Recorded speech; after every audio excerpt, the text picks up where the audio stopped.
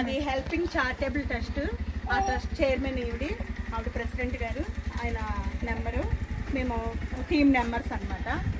అంటే ఇప్పుడు ఏంటంటే గిరిజన ప్రాంతాల్లో లేడీస్ కొంచెం అన్ని విధాలుగా మా టౌన్లో ఉన్నట్టుగా ఇక్కడ ఉండలేరు కాబట్టి మాకు చేతనైన సహాయంగా మేము నెలకు ఒకసారి వచ్చి మీకు హెల్ప్ చేస్తాము. మీకు ఏదన్నా అవసరాలు ఇక్కడ ఫలానా అవసరం ఏదన్నా ఉందమ్మా మాకు లేడీస్ కానీ అంటే చెప్తే మేము రాసుకొని వచ్చే నెల కాకపోయినా పై వచ్చే నెల అయినా ఆ అవసరాన్ని మేము తీరుస్తాము.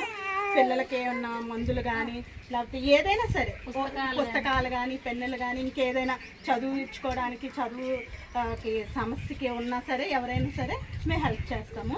అందుకని ప్రత్యేకించి వైజాగ్ నుంచి ఈరోజు మీ దగ్గరికి మేము కలవడానికని వచ్చామమ్మా. Thank you madam. ఈరోజు ఈ కార్యక్రమం నెక్స్ట్ పుస్తకాల కార్యక్రమం పెడతాం. పుస్తకాలు మేము తల్లిదండ్రులు చనిపోయిన పిల్లలు ఉంటారు కదా, వాళ్ళని చదివించడం కానీ ఈ మేడం తీసుకుంటారు వాళ్ళ బాధ్యత. అలాగే కొడుకులు కూతుళ్ళు ఉండి చూడకోకుండా వేరే ఊర్లో వెళ్ళి పనులు చేసుకుంటారు ముసలోళ్ళు ఎవరన్నా ఉన్నా వాళ్ళ విషయంలో. అనాథ పిల్లలు తల్లిదండ్రులు లేని పిల్లలు ఎవరుంటే చెప్పండి, మా చారిటబుల్ ట్రస్ట్ మేము దత్తత తీసుకుంటాం, వాళ్ళని చదివిస్తాం మాట. ఈ రోజు ఈ కార్యక్రమం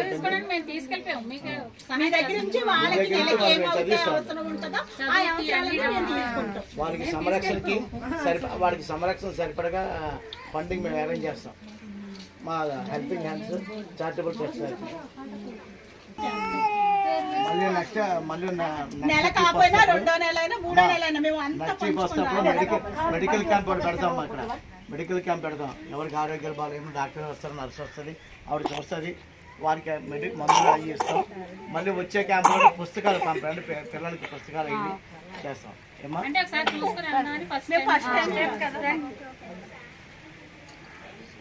రండి.